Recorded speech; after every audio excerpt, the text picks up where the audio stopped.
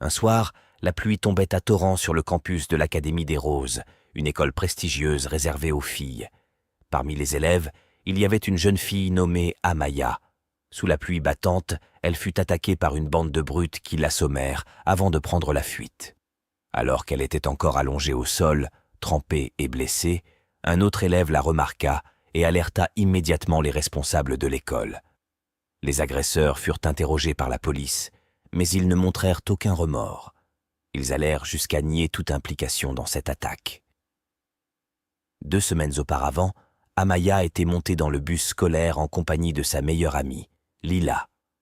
Derrière elle, assise sur la dernière rangée, se trouvaient 2 des filles les plus populaires de l'école, Célina et Naomi.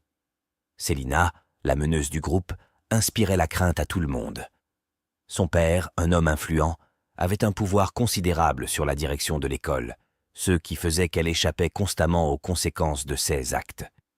Ce jour-là, dans le bus, Célina avait insulté Amaya en la traitant de rat de bibliothèque et s'était moquée de son apparence. Amaya préféra ignorer ces moqueries et continua de discuter avec Lila. Ce que personne ne savait, c'est que Célina avait un petit ami secret, une relation que ses parents désapprouvaient.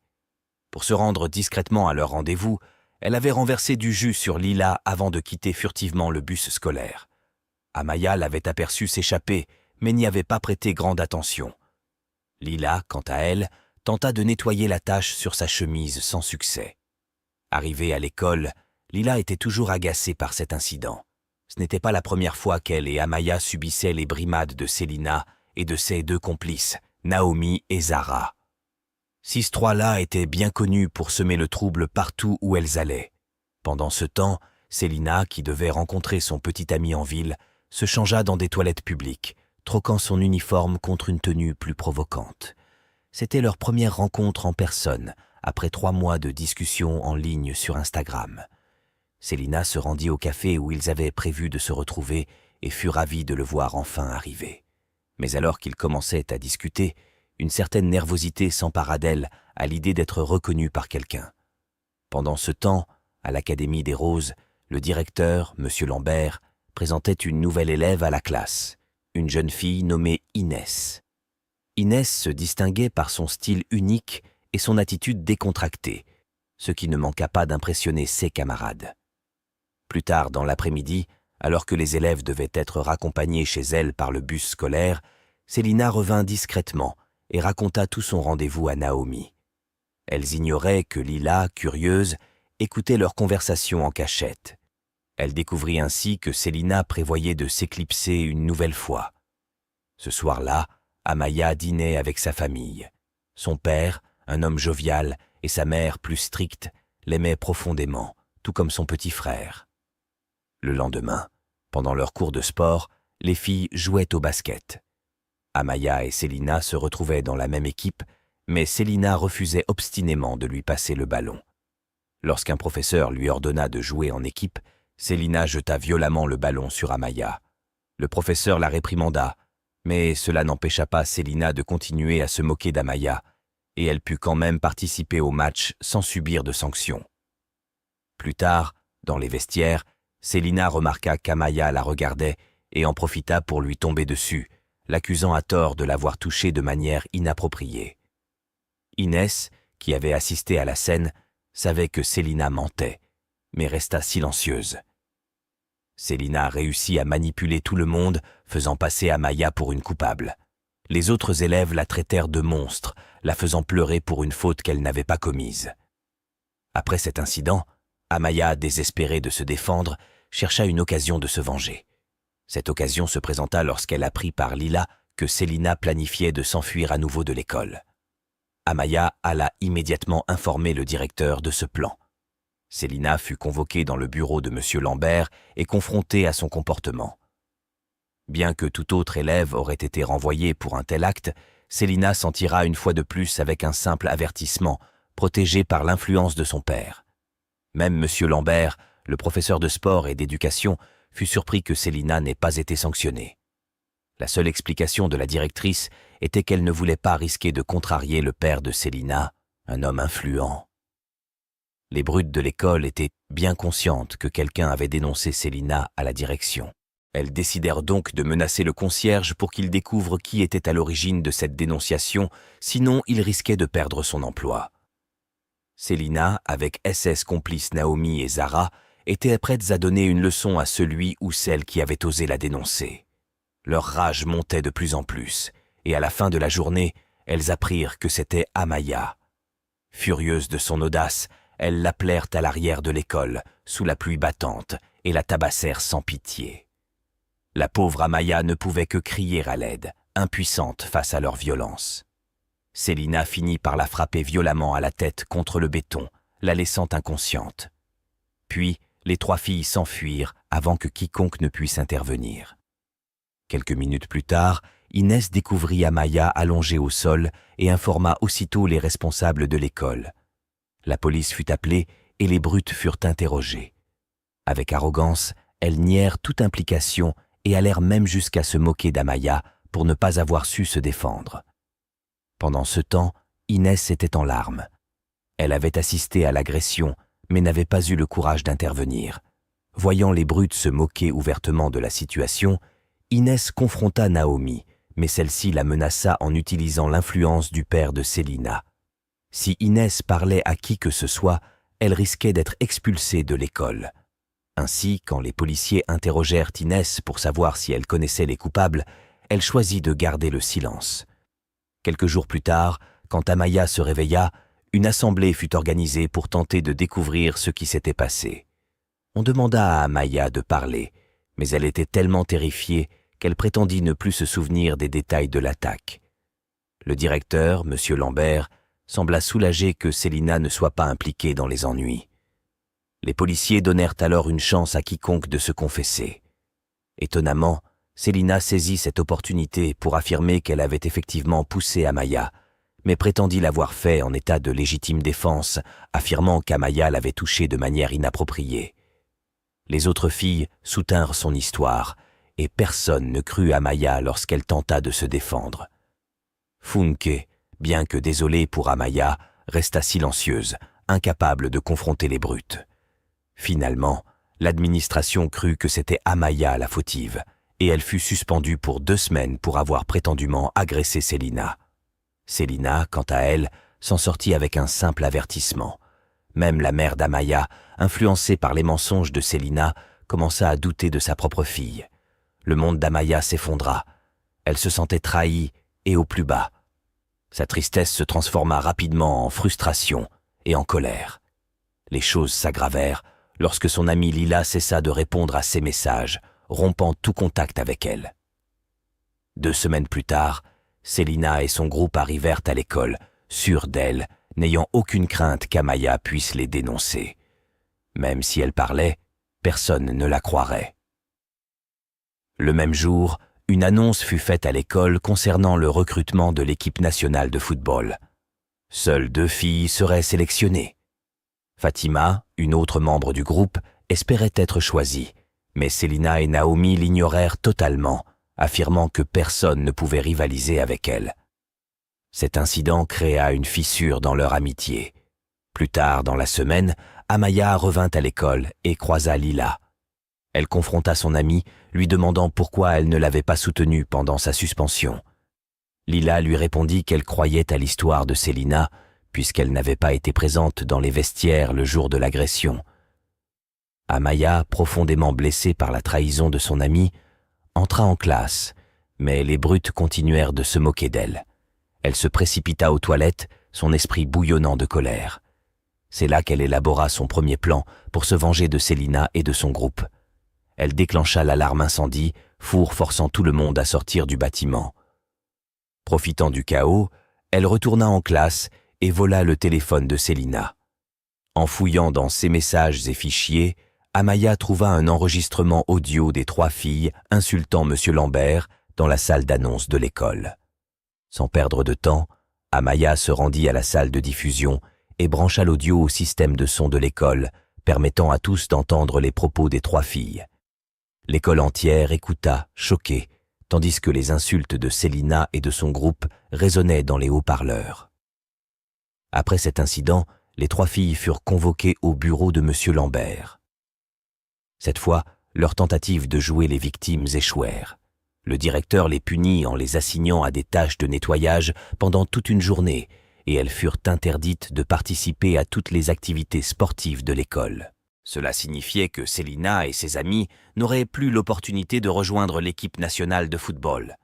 À contre-cœur, elles acceptèrent de faire ce qu'on leur ordonnait. En uniforme de concierge, elles nettoyaient l'enceinte de l'école, tandis que les autres élèves se moquaient d'elles.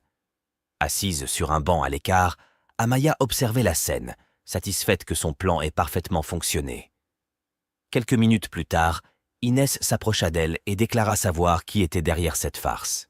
Amaya se figea, puis nia immédiatement toute implication, mais Inès n'était pas convaincue.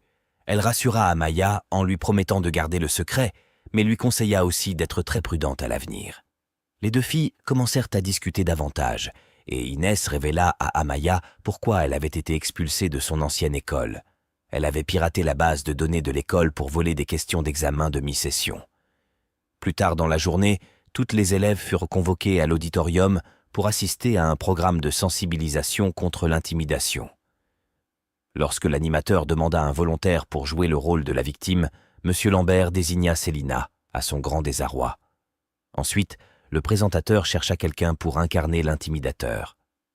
Tandis que la plupart des filles hésitaient à s'en prendre à Célina, même dans un simple jeu de rôle, Inès leva la main avec audace, surprenant toute l'assemblée.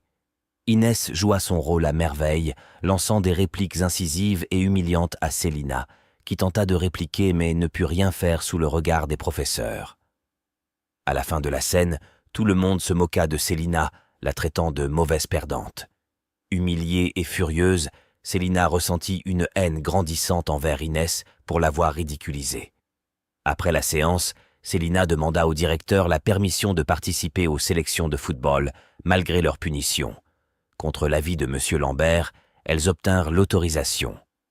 Pendant un cours supplémentaire, Inès expliqua à Amaya qu'elle aurait dû obtenir son diplôme l'année précédente, mais que son expulsion avait bouleversé les plans de sa famille, notamment en causant beaucoup de problèmes à sa mère.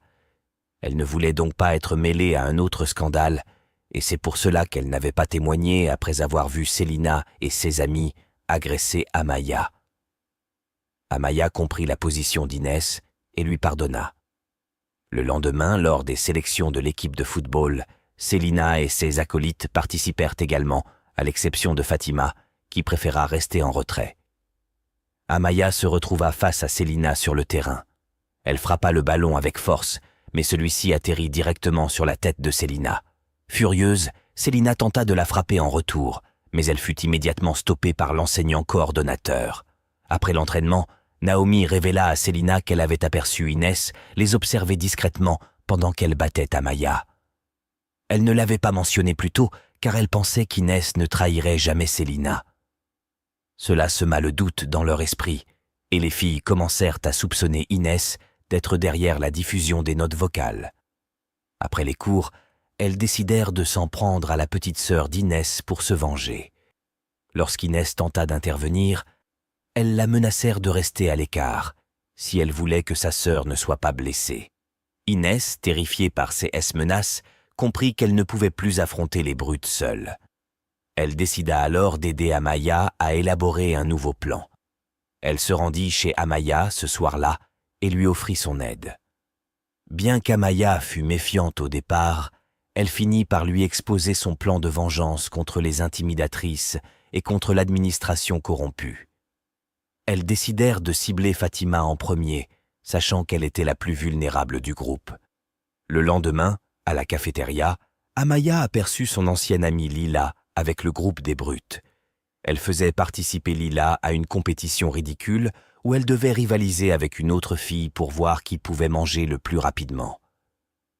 Tandis que les autres filles se moquaient ouvertement d'elle, Lila, naïvement, croyait qu'elle riait avec elle. Après la compétition, Amaya tenta de lui ouvrir les yeux, mais Lila refusa de l'écouter, persuadée que tout cela n'était qu'un jeu amusant.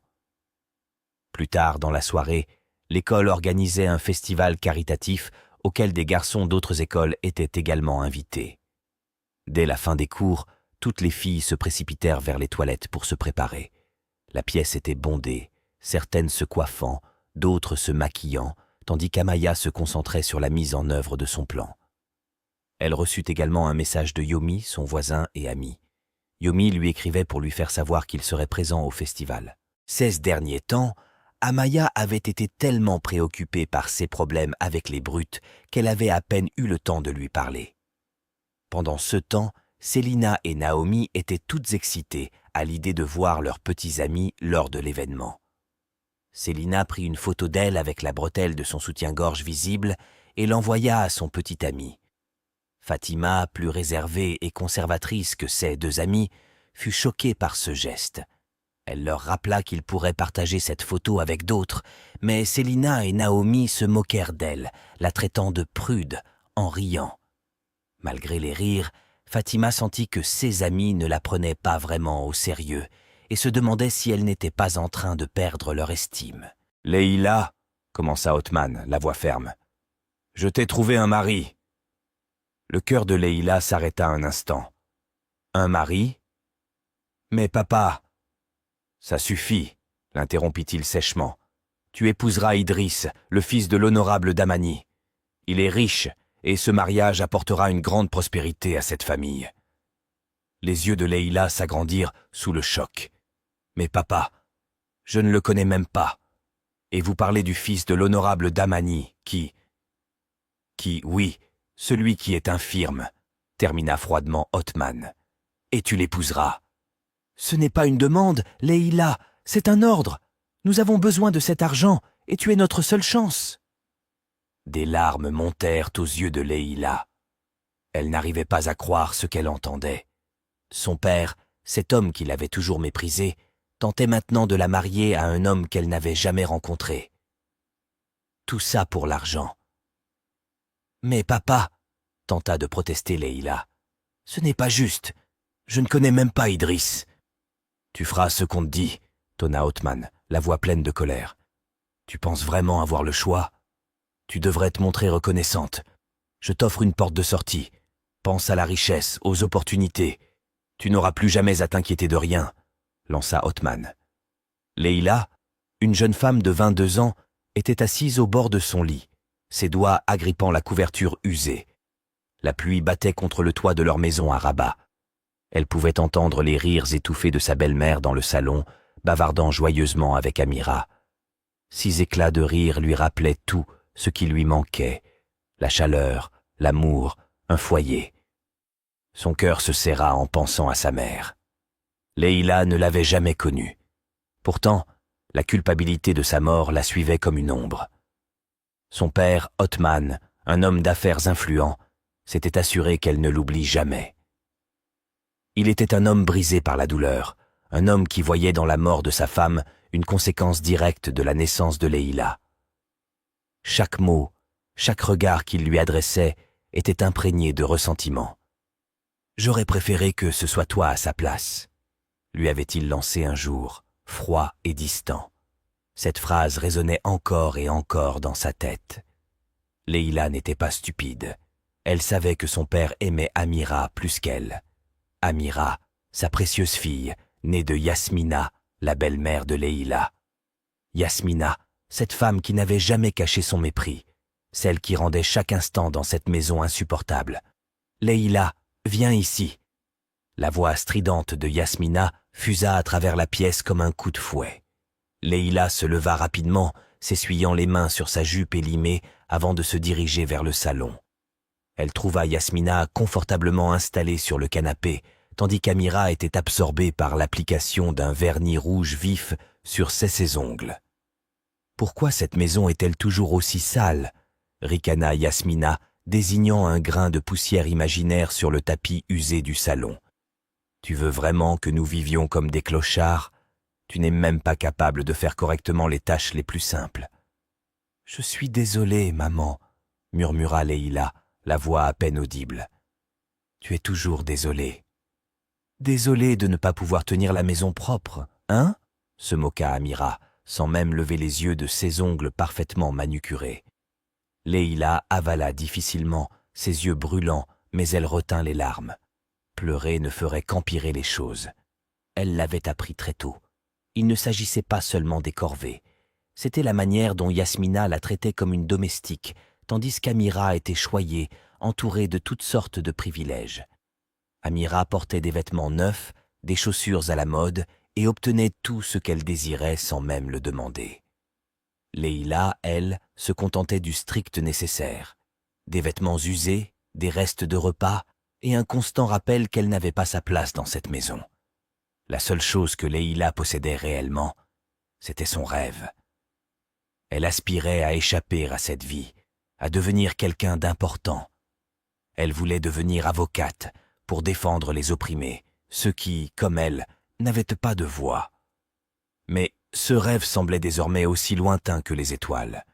Son père, Othman, avait catégoriquement refusé de financer ses études au-delà du lycée, prétendant que c'était une perte d'argent.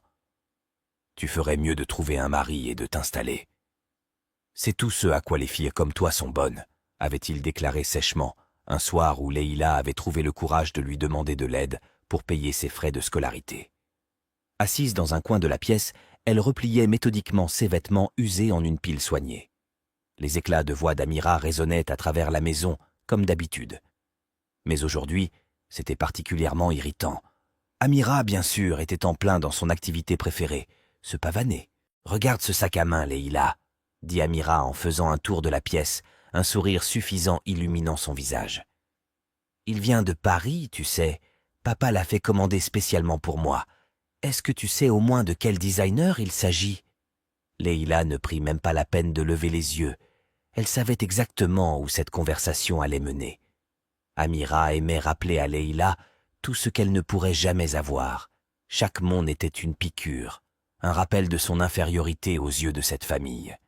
Mais Leïla ne réagit pas.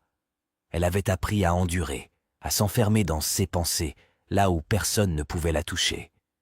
Elle rêvait encore de cette vie qu'elle construirait loin de cette maison étouffante, où elle serait enfin libre de choisir son propre destin. Mais le rêve s'éloignait de plus en plus, comme un mirage au milieu du désert. Othman avait d'autres projets pour elle, et chaque jour, la possibilité de s'enfuir s'amenuisait. Soudain, la porte d'entrée claqua. Othman entra dans la maison, son regard sévère balayant la pièce. « Leïla, viens ici !» ordonna-t-il d'une voix rauque. Leïla obéit immédiatement, son cœur battant la chamade. Elle s'approcha de lui, son estomac se tordant de peur. « Demain, tu vas rencontrer la famille d'Amani, » déclara-t-il sans détour. « Le mariage sera arrangé rapidement. Prépare-toi. » Leïla sentit le sol se dérober sous ses pieds. Tout son être se figea sous le choc. « N'est-ce pas magnifique ?» continua Amira en se pavanant avec son sac de designer accroché à son bras. « Je doute que tu aies jamais quelque chose d'aussi beau. Mais c'est pas grave.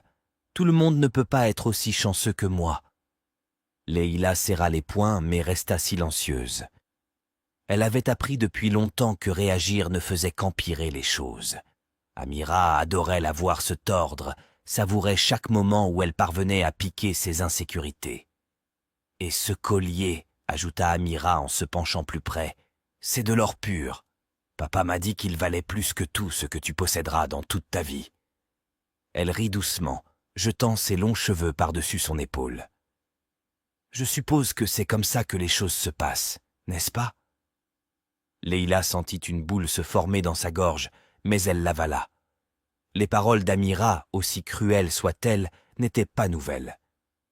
Elle avait grandi en voyant son père idolâtrer Amira, la couvrant de cadeaux luxueux, tandis que Leïla n'obtenait que des regards indifférents et des mots durs. « Oh, et ai-je mentionné mes nouvelles chaussures ?» Amira désigna ses talons hauts, élégants et de marque. « Papa a dit que je devais avoir le meilleur pour ma prochaine fête d'anniversaire. Ça va être tellement incroyable. Tout le monde sera là. Sauf toi, évidemment. Je ne voudrais pas que tu m'embarrasses. » Le cœur de Leïla se serra, mais elle refusait de laisser Amira voir à quel point ces mots la blessaient. Elle se concentra sur la pile de vêtements usés devant elle, essayant de bloquer le bruit. « Qu'est-ce qu'il y a, Leïla » railla Amira, sa voix dégoulinante d'une fausse inquiétude. « Tu n'aimes pas voir de belles choses ? Oh, j'oubliais, Tu n'y es pas habitué. » Sans attendre de réponse, Amira se tourna et sortit de la pièce, laissant Leïla seule avec ses pensées. Dès qu'Amira fut partie, Leïla expira profondément, relâchant la tension accumulée dans ses épaules. Elle se tourna vers le petit miroir fissuré accroché au mur et examina son reflet. Sa robe simple, celle qu'elle portait presque tous les jours, pendait mollement sur son corps mince. Pas de vêtements de créateur, pas de colliers en or, pas de chaussures luxueuses. Mais il y avait autre chose, une force tranquille qui émanait de son regard. Une force qu'Amira ne pouvait pas voir. Leïla savait une chose avec certitude. Amira possédait peut-être toutes les choses matérielles, mais ces et choses ne définissaient pas sa valeur. Un jour, elle le prouverait. Un jour, elle leur montrerait que la vraie valeur ne venait pas des sacs de créateurs ou des colliers en or. La vraie valeur venait de l'intérieur, de la détermination, de la résilience. Pendant ce temps, dans le quartier chic de Rabat, Madame Chacha était assise dans son bureau spacieux, tapotant ses longs ongles impeccablement manucurés sur le bureau en bois massif. Elle était la reine incontestée du matchmaking dans toute la région, une figure respectée qui savait résoudre des problèmes que personne d'autre n'osait affronter. Elle jeta un regard rapide à son agenda, un sourire satisfait aux lèvres. L'affaire du mariage entre Leïla et Idriss avançait parfaitement. Avec la réputation de la famille Damani et la position d'Othman dans les affaires, ce mariage était une union stratégique qui promettait de consolider encore plus son influence. La porte de son bureau s'ouvrit doucement et sa secrétaire entra, portant un dossier. « C'est au sujet de la jeune fille, Leïla, » dit-elle d'une voix douce mais assurée. « Vous aviez demandé des informations supplémentaires sur elle. » Madame Chacha hocha la tête et ouvrit le dossier, son regard attentif scrutant chaque ligne. Elle avait l'œil pour déceler des détails que d'autres auraient ignorés, et ce dossier lui en disait long sur la situation familiale de Leïla. Mais quelque chose attira son attention. « Intéressant », murmura-t-elle, un sourire énigmatique se dessinant sur ses lèvres. « Cette fille a peut-être plus de potentiel que ce que son père croit. » Elle referma le dossier d'un coup sec et se tourna vers sa secrétaire. « Assurez-vous que tout soit prêt pour la rencontre avec la famille Damani. Ce mariage va être un tournant décisif pour tout le monde. » Leïla, sans le savoir, se trouvait au cœur d'un plan bien plus grand que ce qu'elle avait imaginé. Les gens venaient voir Madame Chacha avec toutes sortes de requêtes, et elle trouvait toujours un moyen d'y répondre. Aujourd'hui, cependant, c'était différent. En face d'elle était assis l'honorable Damani, l'homme le plus riche de Rabat, et son visage était marqué par l'inquiétude et l'épuisement. L'homme, autrefois si imposant, semblait désormais fragile, son corps affaibli par le poids des circonstances. Il avait perdu du poids, et son aura de puissance s'était fanée. Madame Chacha, toujours perspicace, pouvait lire le désespoir dans ses yeux. « Madame Chacha, il ne me reste plus beaucoup de temps, » commença l'honorable Damani d'une voix basse et tendue. « Les médecins m'ont donné 2 mois, 3 tout au plus. » Chacha hocha la tête, compatissante, attentive. Elle savait où cette conversation menait. « Ce n'est pas pour moi que je m'inquiète, » poursuivit Damani en fixant un point invisible devant lui. « C'est mon fils, Idriss. Vous savez qu'il est estropié. Je lui ai offert tout ce que l'argent pouvait acheter. Mais maintenant... » Sa voix s'éteignit et il peinait à trouver les mots. « J'ai besoin qu'il ait une femme, quelqu'un pour prendre soin de lui après mon départ. Je veux qu'il soit heureux, qu'il ait de la compagnie. » Madame Chacha se pencha en avant, ses yeux perçants se plissant alors qu'elle étudiait le visage fatigué de l'honorable Damani. « Je comprends, honorable. Que me demandes-tu exactement ?» Damani soupira profondément, s'essuyant le front avec un mouchoir brodé. « J'ai besoin que tu trouves quelqu'un, une femme qui acceptera d'épouser Idriss, malgré son état. Je suis prêt à la payer grassement. L'argent n'est pas un problème. Mais il faut que ce soit fait rapidement. Idriss n'est pas au courant de ma maladie, et je ne veux pas qu'il affronte ce monde seul, sans soutien. » Madame Chacha prit un moment pour réfléchir. Ce n'était pas la première fois qu'elle devait arranger un mariage dans des circonstances particulières, mais cette situation demandait une attention particulière. Idriss était infirme, et bien que la fortune de l'honorable Damani puisse en séduire beaucoup, elle savait que ce mariage ne devait pas être purement motivé par l'argent.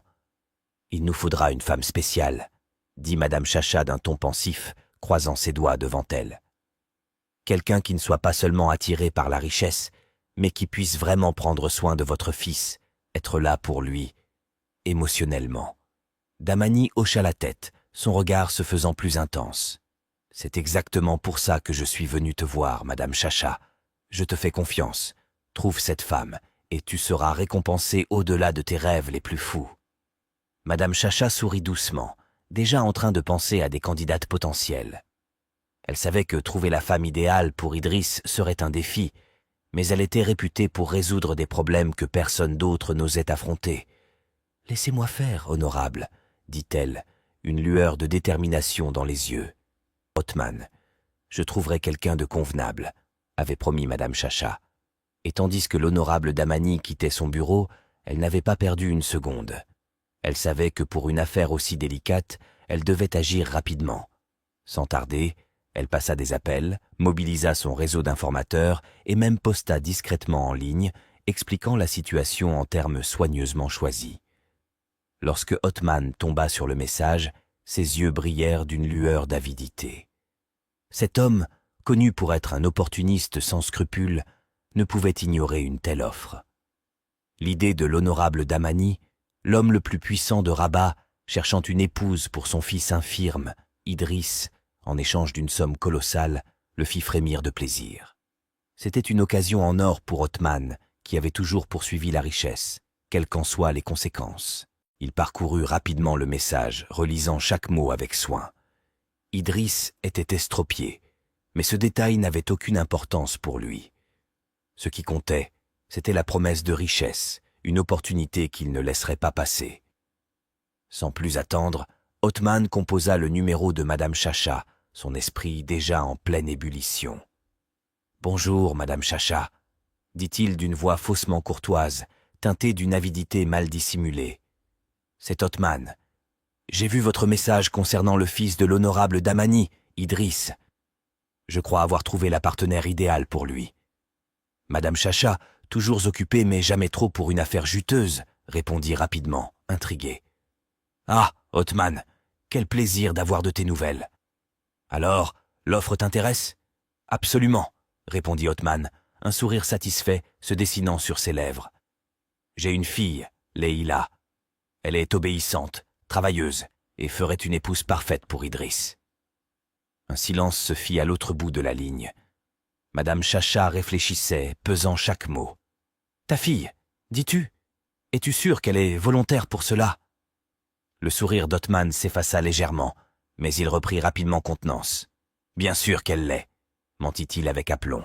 « C'est ma fille, elle fera ce que je lui dis. » Madame Chacha, bien qu'habituée aux discours pleins de promesses, resta prudente. « Très bien, je vais organiser une rencontre avec l'honorable Damani et son fils. Mais attention, Othman, ce mariage ne se limite pas à une question d'argent. L'honorable veut que son fils soit heureux. Idriss mérite quelqu'un qui le choisisse non pas pour la fortune, mais pour ceux qui l'estiment à tête. La future épouse doit être gentille et sincère. » Othman hocha la tête vigoureusement, bien que Chacha ne puisse pas le voir. « Laissez-moi m'en charger. »« Leïla fera tout ce qui est nécessaire, » répondit-il avec assurance. Lorsque l'appel prit fin, Othman se laissa aller dans son fauteuil, son esprit s'embrasant d'idées et de rêves de richesse. C'était enfin l'occasion qu'il attendait, l'opportunité de faire fortune. Que Femi soit infirme ou que la vie de Leïla soit bouleversée n'avait pas la moindre importance à ses yeux.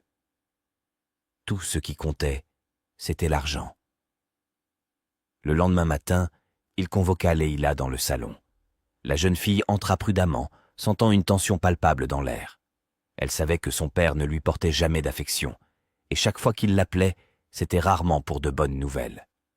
Elle s'arrêta devant lui, le regard baissé, ses mains tremblant légèrement d'anxiété. « Leïla, » commença Othman d'un ton sec et autoritaire, « je t'ai trouvé un mari. » Le cœur de Leïla s'arrêta presque. « Un mari ?» Mais elle n'eut pas le temps de formuler une pensée qu'Othman reprit avec impatience. « Tu épouseras Idriss, le fils de l'honorable Damani. Il est riche, et ce mariage apportera une grande fortune à cette famille. » Les yeux de Leïla s'écarquillèrent, l'incrédulité la submergeant. « Mais, papa, je ne le connais même pas. »« Ça suffit, » l'interrompit-il brusquement.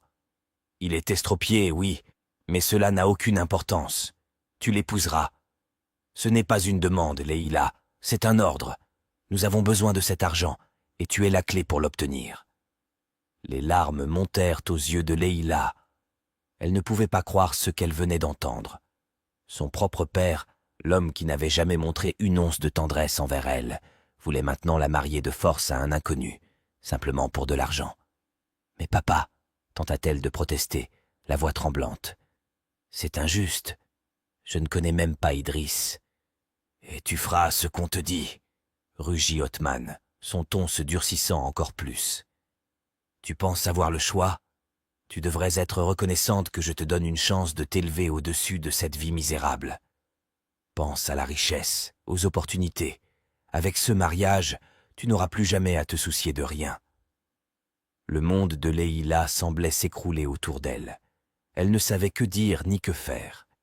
Son père venait de la réduire à un pion dans son jeu de pouvoir, et elle comprit alors qu'elle n'avait jamais eu son mot à dire. Dans un coin de la pièce, Amira et Othman observaient l'échange, des sourires satisfaits sur leurs visages. Amira, la précieuse fille chérie, croisa les bras et prit la parole avec un ton mielleux. « Je pense que c'est un excellent mariage, » dit-elle avec une douceur hypocrite. « Tu devrais te réjouir, Leïla. Tout le monde ne peut pas avoir la chance de se marier dans une telle richesse. » Leïla avait envie de hurler, de se débattre, mais aucune parole ne franchit ses lèvres. Elle se sentait prise au piège, comme un oiseau en cage, sans issue.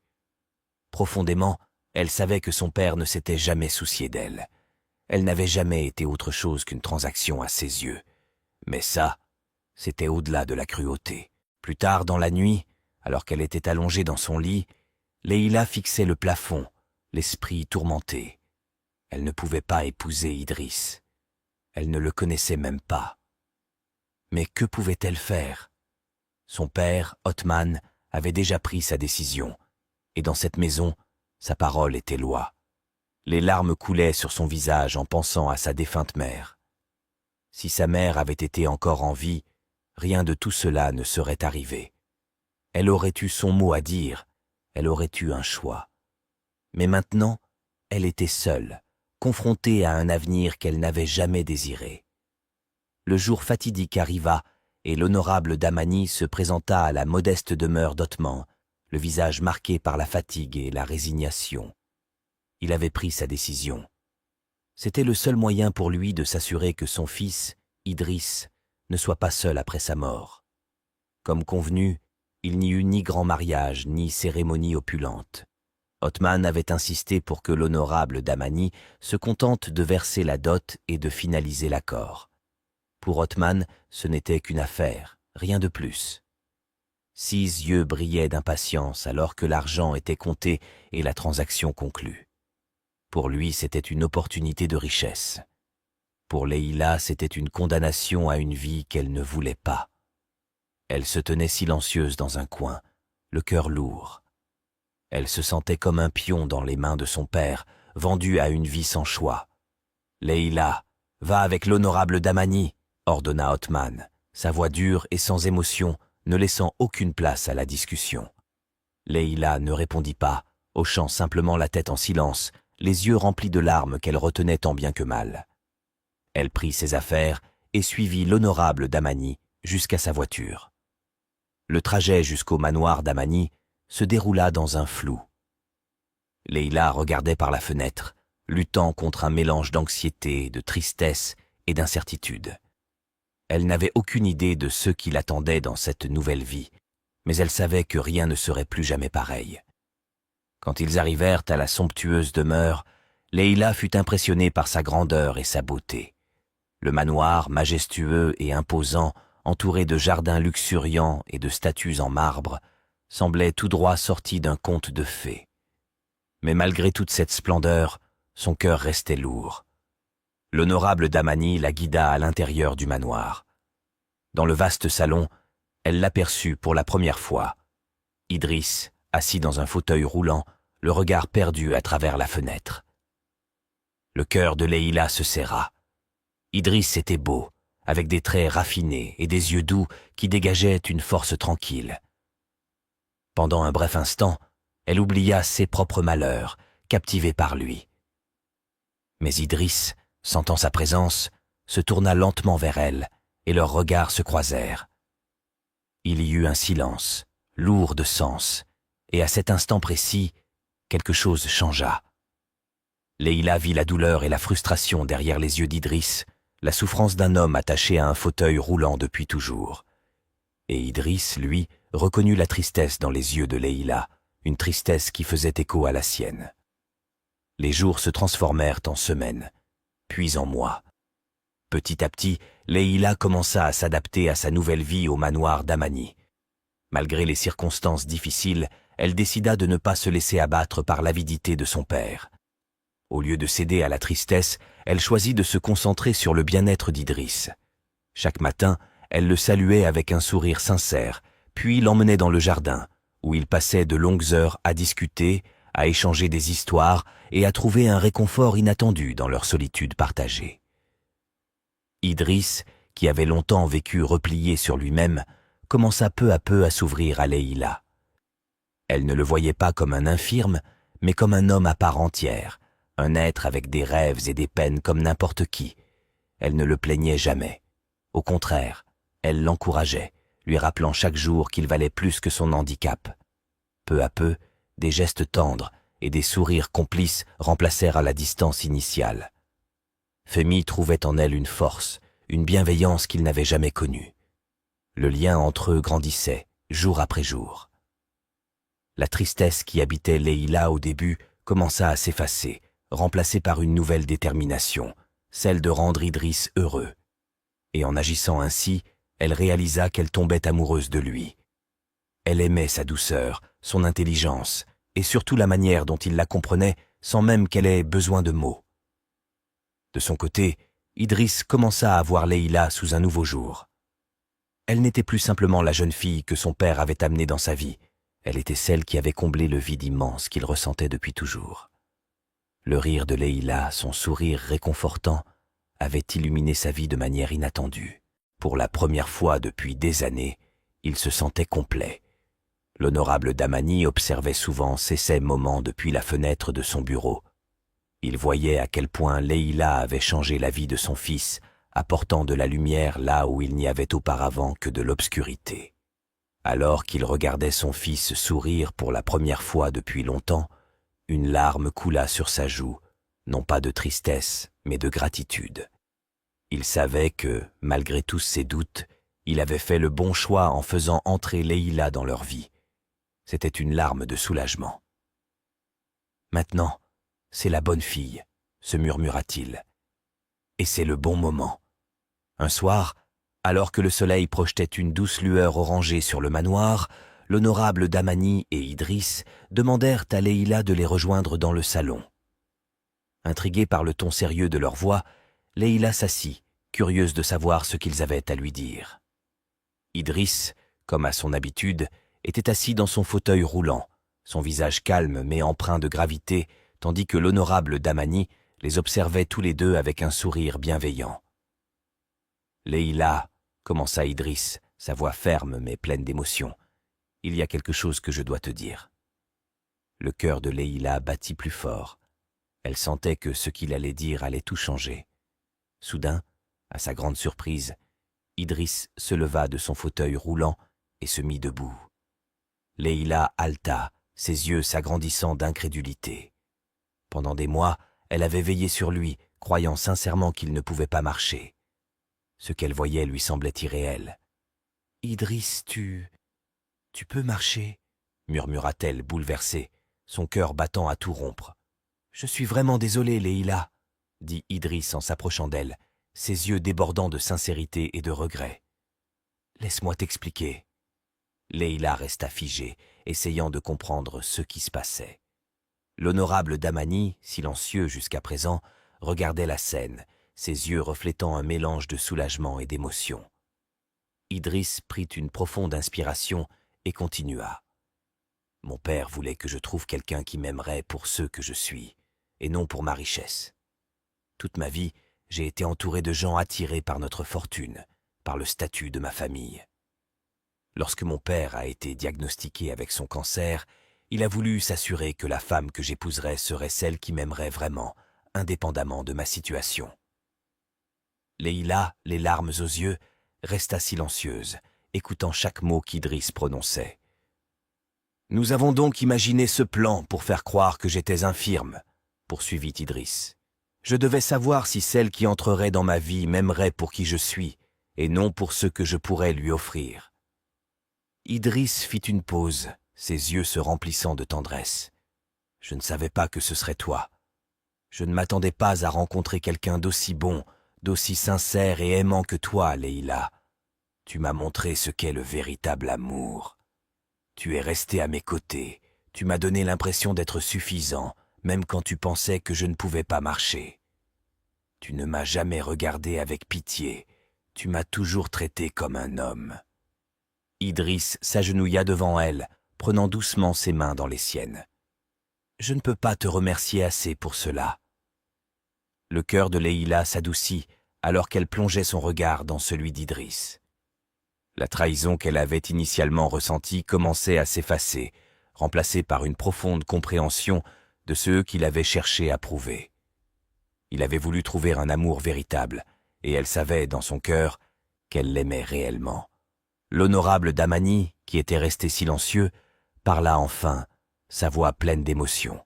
« Leïla, tu as prouvé à mon fils que l'amour authentique existe, celui qu'aucune richesse ne peut acheter. Tu es la femme idéale pour lui, et maintenant, je peux partir en paix, sachant que tout ce que j'ai construit sera entre de bonnes mains. » Leïla essuya les larmes qui coulèrent sur ses joues, encore sous le choc de cette révélation. Mais au fond d'elle, elle savait que l'essentiel n'avait pas changé. Son amour pour Idriss n'avait jamais été motivé par sa richesse, et elle se sentait désormais encore plus liée à lui. Le lendemain matin, l'honorable Damani appela ses avocats. Il était temps de transférer ses propriétés, ses investissements et tous ses actifs à Idriss, comme il l'avait prévu. Avec Leïla à ses côtés, il savait que son héritage était en sécurité. Le soleil du matin baignait le manoir Damani d'une lumière douce, remplissant la maison d'une tranquillité apaisante. Mais un étrange silence pesait dans l'air. L'honorable Damani, qui s'était couché la veille, apaisé par ses décisions et en paix, ne s'était pas réveillé. Leïla fut la première à ressentir que quelque chose n'allait pas. Lorsqu'elle frappa à sa porte et n'obtint aucune réponse, un mauvais pressentiment la traversa. Elle entra doucement dans la pièce, le cœur lourd, pour le trouver allongé, immobile, son souffle désormais éteint. Pendant ce temps, chez Othman, les choses s'effondraient rapidement. L'entreprise autrefois prospère qu'il dirigeait s'était effondrée. Ses investissements avaient échoué et la malchance semblait le suivre à chaque tournant. Son attitude autrefois confiante était maintenant marquée par le désespoir et la frustration. Un jour, alors qu'il errait sans but dans les rues, un vieil homme, un prophète aux yeux perçants et sages, se présenta sur son chemin et l'arrêta dans son élan. « Toi, » dit le prophète d'une voix forte malgré son âge, « tu as perdu quelque chose de précieux. » Othman fronça les sourcils. « Que veux-tu dire ? Qui es-tu ? » « Je suis un messager, » répondit le prophète, « et j'apporte un avertissement. Vous avez perdu un bijou, un trésor que vous n'avez jamais apprécié. Ce bijou était ta chance, ta protection, et maintenant, sans elle, tu n'as plus rien. » Le cœur d'Othman manqua un battement. « Un bijou ? De quoi parles-tu ? » « Votre fille, » dit le prophète, sa voix résonnant avec certitude. « Elle était ton porte-bonheur. Depuis qu'elle a quitté votre maison, votre vie est dans le chaos. Tout. Ce qui était autrefois un succès s'est effondré. Vous avez repoussé la seule personne qui a apporté la fortune à votre maison, et maintenant vous en souffrez. » Othman ressentit une onde de choc. Leïla. Pendant tout ce temps, il l'avait méprisée et maltraitée, et il réalisait maintenant que c'était précisément ce qu'il avait mis de côté, qui était la source de son malheur. Si vous souhaitez restaurer ce que vous avez perdu, vous devez la retrouver, continua le prophète. Ramenez-la, et alors seulement vous verrez votre fortune revenir. Othman resta figé, le poids des paroles du prophète pesant sur lui. Cette prise de conscience le frappa comme un raz-de-marée. Leïla, la fille qu'il avait maltraitée et rejetée, était la clé de sa chute. Maintenant, il devait la retrouver. Déterminé, Othman entreprit de localiser Leïla. Il savait que l'honorable Damani l'avait emmenée après que la dot ait été payée, mais il n'avait aucune idée de l'endroit où il vivait. Après des heures de recherche et de questions, il réussit à trouver le bureau de l'honorable Damani à Rabat. Il espérait y trouver des indices, peut-être quelqu'un qui pourrait lui indiquer la bonne direction. Lorsqu'Othman arriva au bureau, il fut surpris de le voir plein d'activité. Il s'approcha de la réception, anxieux et impatient. « Je dois parler à l'honorable Damani », exigea Othman. « C'est urgent. » La réceptionniste le regarda avec une expression sympathique. « Je suis désolé, monsieur, mais l'honorable Damani est décédé hier. Son fils et sa belle-fille gèrent désormais ses affaires. » Le cœur d'Othman manqua un battement. Damani était mort. Cela compliquait les choses, mais cela signifiait aussi qu'il pourrait trouver Leïla ici. « Où sont-ils » demanda-t-il, la voix tendue. La réceptionniste la dirigeait vers la salle de conférence, où Idriss et Leïla rencontrèrent des avocats pour finaliser le transfert des propriétés de l'honorable Damani. Othman entra dans la pièce et sentit son cœur se serrer. Là, assis côte à côte, se trouvaient Idriss et Leïla, en pleine conversation. Leïla, plus forte et plus confiante, ne ressemblait plus à la fille qu'il avait connue. Idriss, debout, avait l'air serein. Leïla leva les yeux et rencontra son regard. Un éclat de reconnaissance suivi d'une expression froide. « Othman, que fais-tu ici » demanda-t-elle d'une voix ferme. « Je suis venu te trouver » balbutia-t-il, sa voix se brisant sous le poids de sa culpabilité. « J'ai fait des erreurs. Je ne savais pas combien tu comptais pour moi. »« Un prophète t'a dit de venir me trouver, maintenant, après tout ?» rétorqua Leïla, le ton glacial. Othman, submergé par le regret, répondit. « J'ai tout perdu, Leïla. Ma vie s'est effondrée. Tu étais ma bénédiction, et j'étais trop aveugle pour le voir. » Idriss se leva alors, prenant la défense de Leïla. « Tu veux juste qu'elle revienne parce que tu penses qu'elle peut arranger ta vie. Mais où était cet amour paternel lorsqu'elle souffrait sous ton toit ?» Othman sentit son cœur se briser.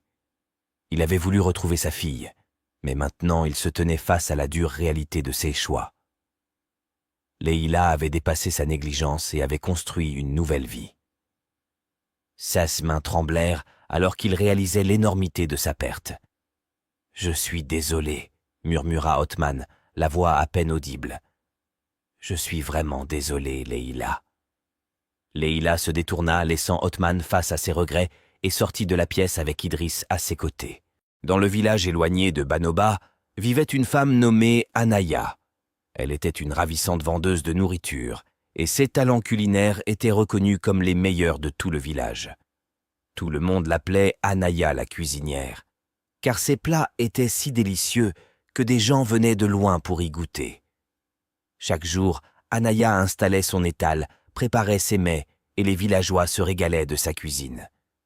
Anaya était d'une grande bonté, et les habitants de Banoba l'adoraient. Elle avait une petite fille prénommée Zara, à qui elle tenait énormément.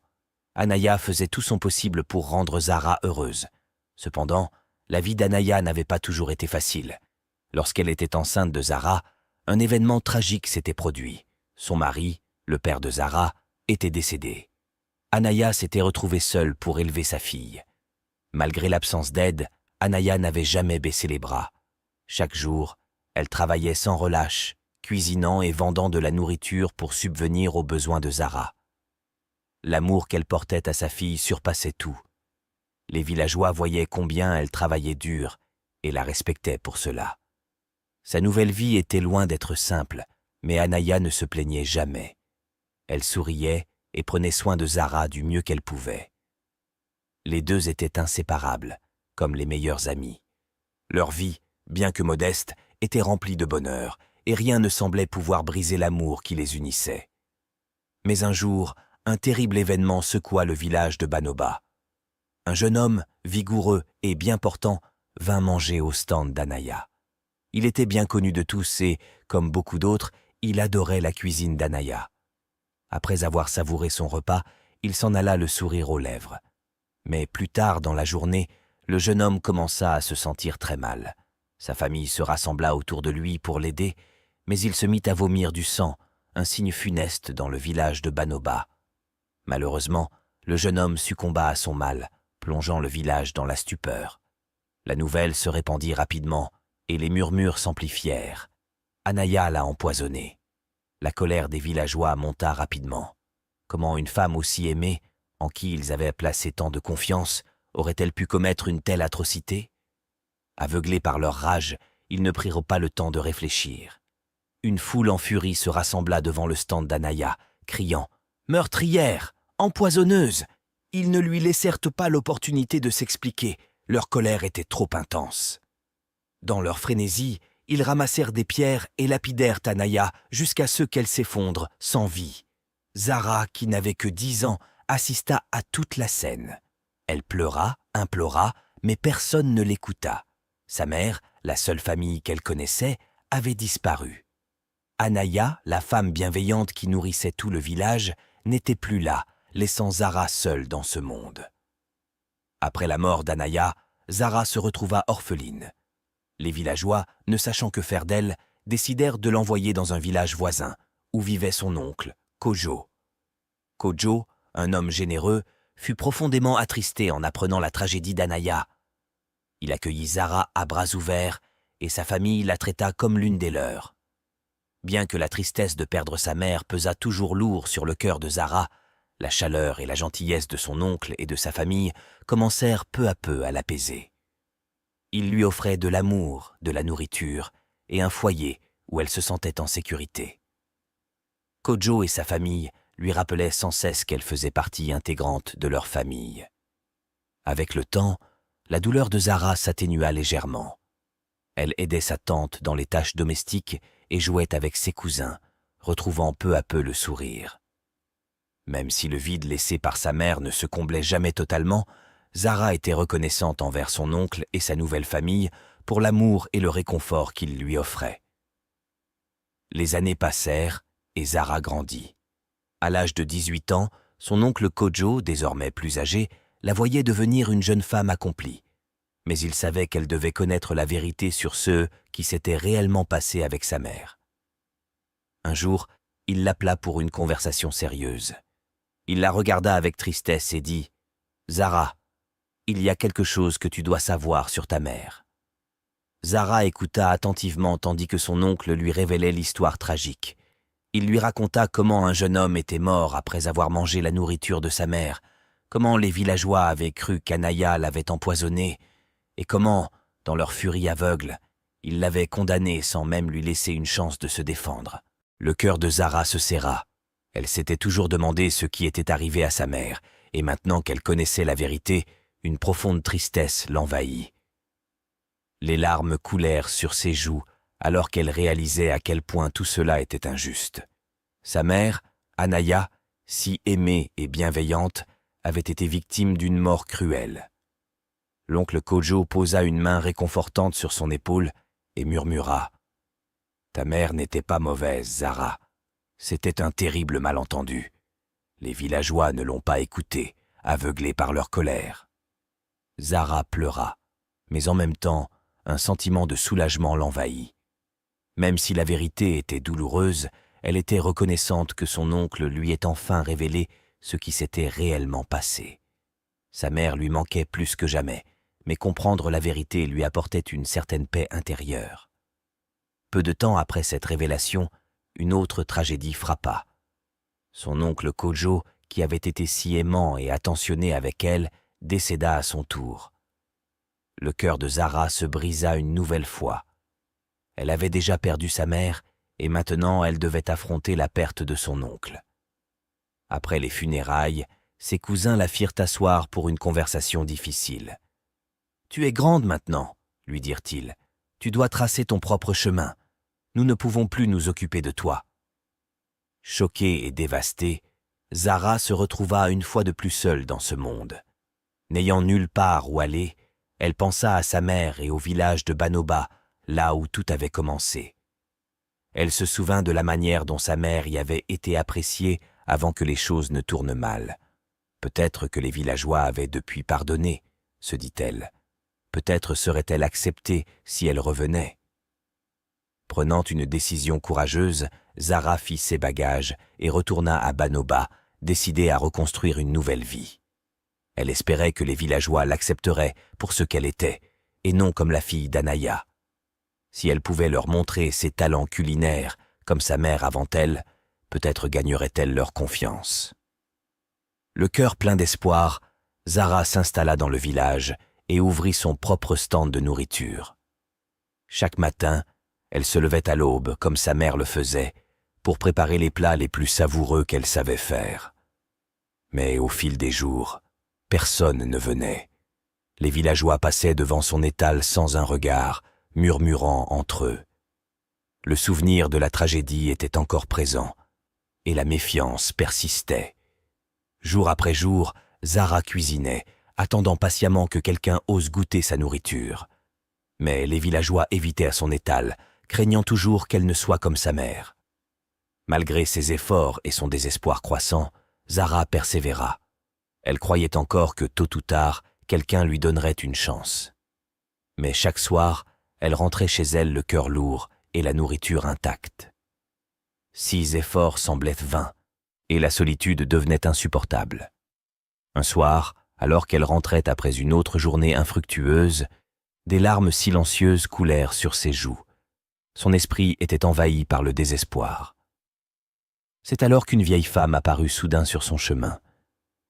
Petite et voûtée, ses yeux brillaient avec une intensité étrange. Zara ne la reconnaissait pas, mais quelque chose en elle lui donnait la chair de poule. Ce n'était pas une vieille femme ordinaire, c'était une sorcière. La sorcière sourit d'un air sinistre et demanda d'une voix douce mais inquiétante.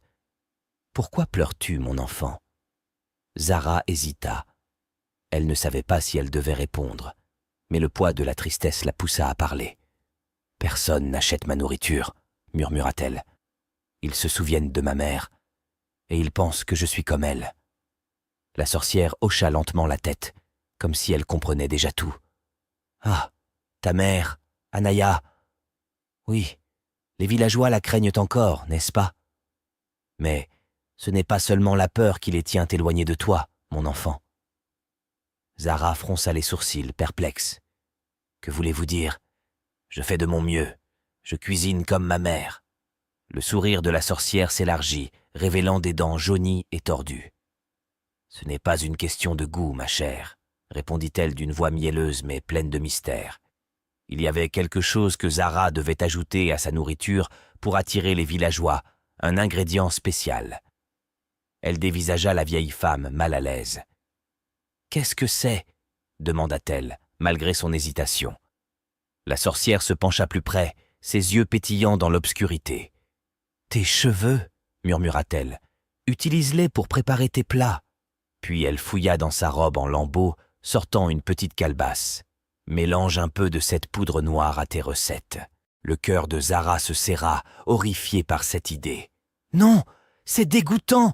Je ne peux pas faire ça !» La sorcière éclata de rire, un son froid et acerbe. « Ta mère pensait la même chose, et regarde où cela l'a menée. » Zara, confuse, chercha à comprendre. « Tout le monde dit que ma mère a empoisonné ce jeune homme. » La sorcière, maintenant sérieuse, lui répondit « Ta mère n'a tué personne. C'était nous, les sorcières, qui avons causé sa chute. »« Pourquoi ?» s'écria Zara, le cœur battant. « Ma mère était innocente. » La sorcière approcha son visage, sa voix devenant aiguë. « Elle a refusé de nous rejoindre. Nous lui avons demandé, mais elle pensait pouvoir vivre sans nous.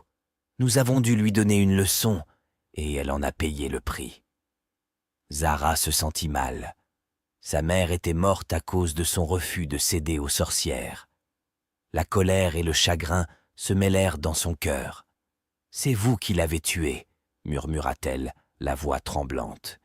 La sorcière, amusée, acquiesça. « Oui, et maintenant c'est à toi de choisir. Suivras-tu les traces de ta mère ou feras-tu ce qu'il faut pour survivre ?» La peur s'empara de Zara. Était-ce cela, la raison pour laquelle personne ne lui achetait de nourriture? La sorcière tendit la calebasse vers elle. « Si tu veux attirer les villageois, tu dois utiliser cette poudre et tes cheveux dans tes plats. »« Non, je ne peux pas !» s'écria-t-elle. « C'est horrible !» La sorcière, le sourire cruel, insista. « Ta mère pensait comme toi, et regarde où cela l'a menée. » Zara regarda la calebasse, le cœur lourd. Les mots de la sorcière résonnaient dans son esprit. C'était peut-être sa seule chance de se libérer du fardeau de sa mère. La sorcière se détourna et commença à disparaître dans l'ombre. « Réfléchis bien, Zara, ta vie en dépend. » Zara se tenait là, seule dans la nuit, la calebasse pesant lourdement dans ses mains. Pouvait-elle vraiment faire ce que la sorcière proposait? Cela valait-il le risque de devenir ce qu'elle craignait le plus? Cette nuit-là, elle ne trouva pas le sommeil. Les paroles de la sorcière tourbillonnaient dans son esprit. Sa mère avait défié les sorcières et avait perdu la vie. Zara ne voulait pas répéter cette erreur, mais l'idée de commettre un acte aussi ignoble lui retournait l'estomac. Elle se promenait dans sa petite chambre, fixant la calebasse, réfléchissant à la bravoure de sa mère, Anaya, qui avait choisi de rester fidèle à ses principes. Qu'est-ce que cela lui avait apporté? Une fin tragique, accusée d'un crime qu'elle n'avait pas commis. Zara se retrouvait à un carrefour, prise au piège entre l'honneur et la survie. Que choisirait-elle? Finalement, alors que les premières lueurs de l'aube commençaient à se faufiler à travers sa fenêtre, Zara prit sa décision.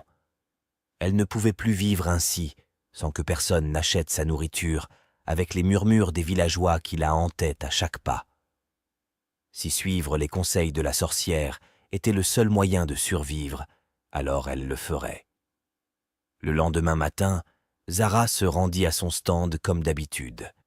Elle prépara la nourriture, mais cette fois, elle fit quelque chose qu'elle n'aurait jamais cru pouvoir faire. Elle prit ses poils pubiens, comme la sorcière l'avait dit, et les utilisa pour nettoyer la nourriture. 16 mains tremblaient, mais elle se força à continuer. Ensuite, elle ouvrit la calebasse et versa un tout petit peu de substance noire dans le pot. Son cœur battait à tout rompre alors qu'elle remuait la nourriture, espérant que personne ne découvrirait jamais ce qu'elle avait fait. Elle était remplie de honte, mais elle mit ses sentiments de côté, déterminée à voir ce qui allait se passer. Lorsque Zara ouvrit son stand, ce jour-là, elle était nerveuse. Est-ce que quelqu'un viendrait? La nourriture aurait-elle un goût différent?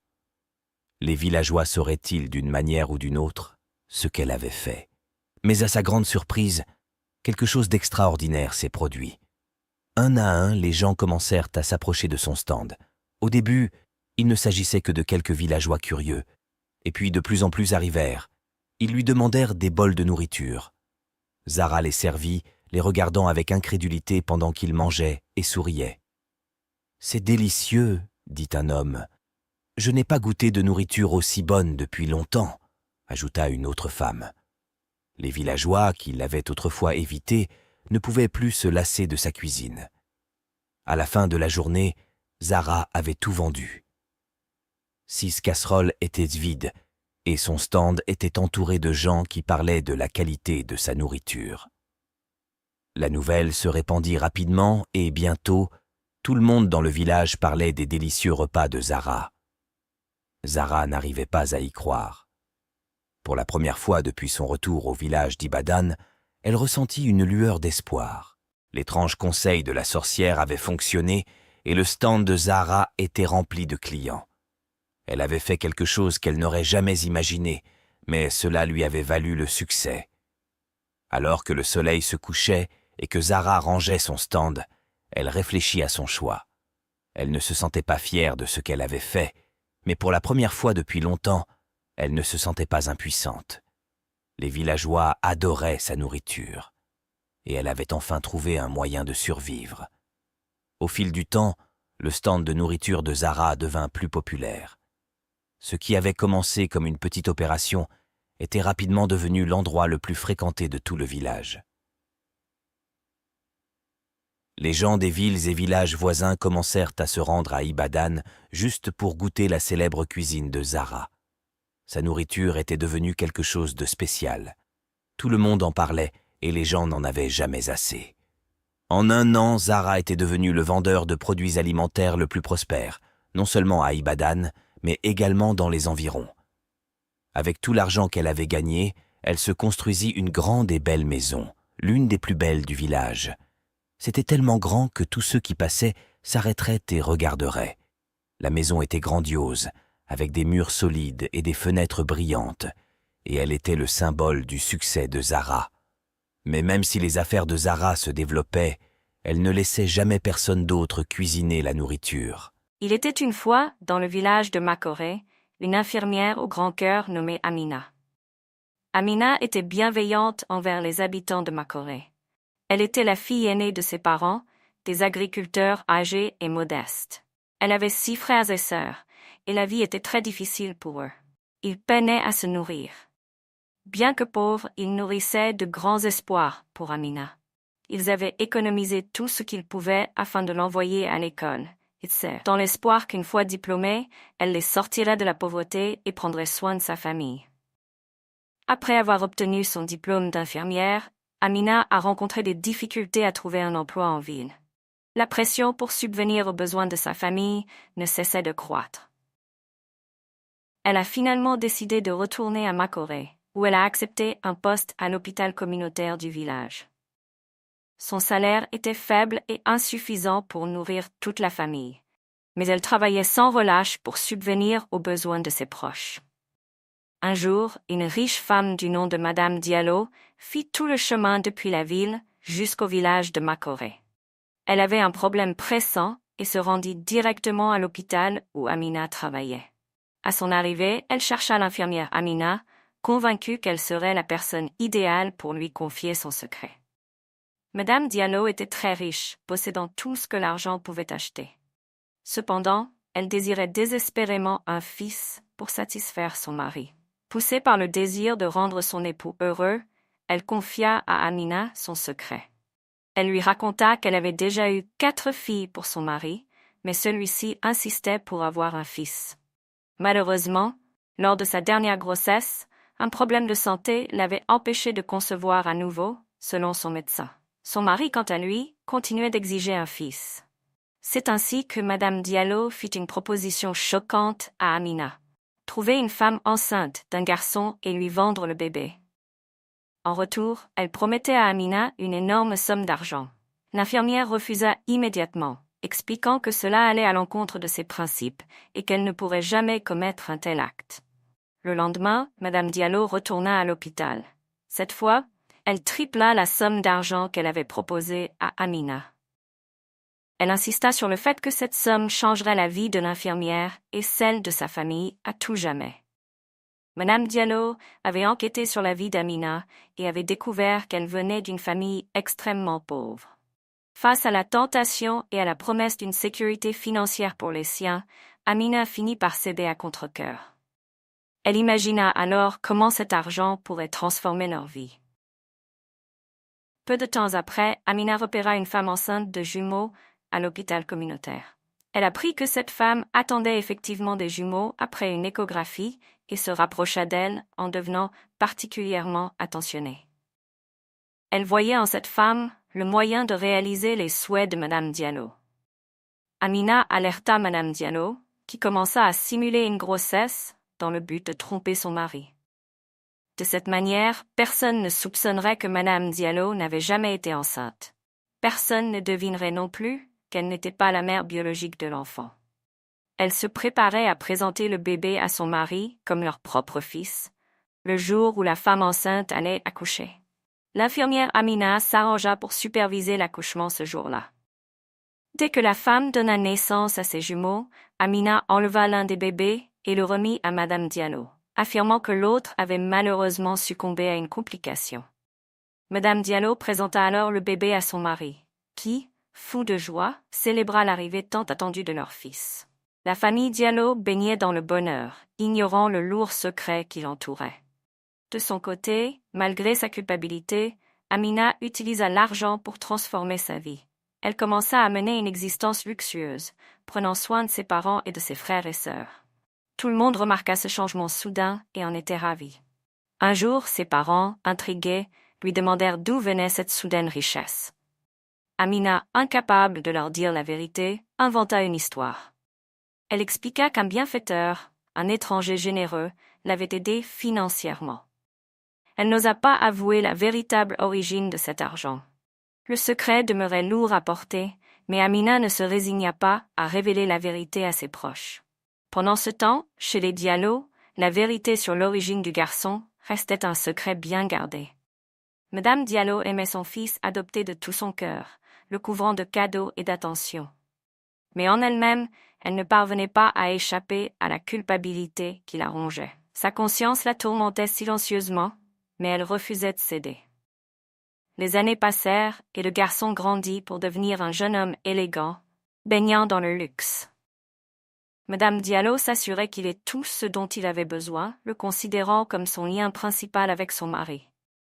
De son côté, l'autre jumeau, élevé par ses parents biologiques, devint également un jeune homme charmant et doux. Bien que ses parents n'étaient pas aussi riches que les Diallo, ils veillaient à lui offrir la meilleure vie possible avec leurs moyens limités. Amina, quant à elle, continua de profiter de sa fortune, fruit de la vente du bébé à Madame Diallo. Elle cessa de travailler comme infirmière, persuadée qu'avec cet argent, elle n'avait plus besoin de labeur. Le temps passant, Amina se maria, mais sans se douter que la justice divine allait bientôt la rattraper. Des années après son mariage, elle peina à concevoir un enfant. Elle consulta plusieurs hôpitaux sans succès, malgré le fait que ni elle, ni son mari ne souffraient de problèmes médicaux empêchant une grossesse. La famille de son mari, mécontente, commença à la menacer de l'expulser du foyer si elle ne leur donnait pas un enfant. Désespérée et confuse, Amina décida de se confier à son père. Elle avoua enfin le secret qu'elle avait caché pendant tant d'années. Elle avait vendu un enfant à Madame Diallo. Son père, bouleversé par cette révélation, lui conseilla de retrouver Madame Diallo afin qu'elles avouent la vérité ensemble. Amina tenta de convaincre Madame Diallo, mais celle-ci refusa catégoriquement. Elle ne voulait pas risquer de détruire son mariage en avouant la supercherie à son mari. Face à ce refus, Amina et son père décidèrent de rechercher le jeune homme qu'elle avait vendu. Après de longues recherches, Amina retrouva enfin le garçon. Avec beaucoup d'hésitation, elle lui révéla la vérité sur ses origines. Le jeune homme, sous le choc, eut du mal à accepter cette nouvelle. Sa vie fut bouleversée par cette révélation inattendue. Troublé, il demanda à rencontrer son frère jumeau, celui qu'il n'avait jamais connu. Amina l'emmena alors rencontrer ses parents biologiques. Pour la première fois, il fit face à ses véritables parents, découvrant une autre partie de sa vie qui lui avait été volée. Avec le temps, le jeune homme et ses parents biologiques retrouvèrent leur bonheur. Même s'ils étaient profondément surpris, la rencontre avec son frère jumeau fut un moment inoubliable. Le jeune homme était émerveillé de découvrir qu'il avait un frère identique, qui lui ressemblait en tout point. Malgré l'excitation de cette rencontre, les jumeaux ressentaient aussi de la douleur et un sentiment de trahison. Ensemble, ils décidèrent de confronter Madame Diallo pour obtenir des réponses. Accablée par le poids de sa tromperie, Madame Diallo ne put plus garder son secret. Elle avoua enfin toute la vérité aux jumeaux, suppliant chacun de lui pardonner. Elle savait que rien ne pourrait effacer la souffrance qu'elle leur avait infligée, mais elle espérait que le pardon pourrait apaiser la situation. Bien que la colère et la douleur fussent vives, les parents biologiques des jumeaux prirent une décision difficile. Ils pardonnèrent à Madame Diallo ainsi qu'à Amina. Ils comprirent que retenir leur rancune ne ferait que continuer à empoisonner leur cœur et les empêcherait de tourner la page. Avec le pardon comme point de départ, les jumeaux entamèrent un voyage de redécouverte de soi. Ensemble, ils s'engagèrent sur un chemin où ils pouvaient tracer leur propre destinée, trouvant du réconfort et de la force dans leurs liens fraternels qui les unissaient depuis toujours. Quant à Amina, après de longues années d'attente, elle finit par être bénie. Elle tomba enceinte et commença enfin à fonder une famille. Soulagée, elle retrouva la paix intérieure qu'elle avait longtemps cherchée. La morale de cette histoire est simple. La vraie famille se fonde sur l'amour, l'honnêteté et l'acceptation. Les secrets et la tromperie ne peuvent qu'éroder les fondations du bonheur. Le pardon a un pouvoir immense. Il peut guérir même les blessures les plus profondes et permettre à chacun d'avancer avec grâce et compassion. De plus, qu'il s'agisse d'un garçon ou d'une fille, tous les enfants sont égaux. Aucun homme ne devrait jamais faire pression sur sa femme pour qu'elle lui donne un enfant d'un sexe spécifique. Tous les enfants, qu'ils soient filles ou garçons, sont égaux aux yeux de notre Créateur. J'espère que cette histoire vous a enseigné une leçon précieuse sur le pouvoir de l'honnêteté et sur l'importance de toujours faire ce qui est juste, peu importe le prix à payer. Merci beaucoup d'avoir pris le temps de suivre cette histoire. N'oubliez pas de laisser un commentaire, de vous abonner, c'est totalement gratuit, et bien sûr de liker et partager. Il y a bien longtemps, dans le village de Morita, vivait une princesse appelée Lila, la fille aînée du roi Sandor. Contrairement à ses deux jeunes sœurs, Lila n'était pas encore mariée, et cela en raison de sa stature imposante. Aucun prétendant n'avait osé demander sa main, car Lila était extrêmement grande et corpulente. Dans l'ombre, certains villageois chantaient des chansons moqueuses à son sujet. Les ragots sur son apparence circulaient sans cesse dans le village. Certains plaisantaient en disant « Vous avez entendu qu'il faut plusieurs pagnes pour entourer sa taille ?» D'autres se moquaient « Elle mange une chèvre entière en une seule journée, vous imaginez ?» Le roi Sandor et sa reine, inquiets pour leur fille, avaient plusieurs fois tenté de lui arranger un mariage, mais sans succès. Personne ne semblait vouloir épouser Lila. De son côté, Lila avait abandonné l'idée de changer. Elle adorait manger et ne voyait pas comment elle pourrait un jour perdre du poids. Le mariage lui semblait hors de portée, car elle pensait qu'un homme qui l'épouserait ne le ferait que pour son rang et non par amour. Pourtant, Lila rêvait d'être aimée pour ce qu'elle était. Malgré sa tristesse intérieure, elle trouvait un peu de réconfort dans la danse. Lila était une danseuse hors pair, et souvent elle s'isolait dans une petite cabane pour danser discrètement. Lors des festivités, elle cherchait toujours un endroit éloigné où elle pouvait entendre la musique et danser en paix, à l'abri des moqueries. À l'approche de la grande fête annuelle qui réunissait les 4 villages alentours, l'excitation était palpable. Certains villageois se préparaient en mettant leurs plus beaux habits, d'autres répétaient leurs danses et ajustaient leurs instruments, tandis que d'autres encore ne pensaient qu'au festin à venir. Mais Lila, elle, ne pensait qu'à la musique. Elle trouva un endroit isolé où les tambours et les flûtes résonnaient clairement. Un sourire radieux éclaira son visage, tandis qu'elle se laissait emporter par le rythme. Alors qu'elle dansait avec passion, elle perçut soudain le son d'un tambour, plus fort et plus distinct. Elle continua à danser, absorbée par ses mouvements, jusqu'à ce que la musique du festival s'arrête brusquement, laissant seul le son du tambour persistant. Surprenante, elle se retourna et aperçut un homme, tambour à la main, qui la regardait avec un large sourire.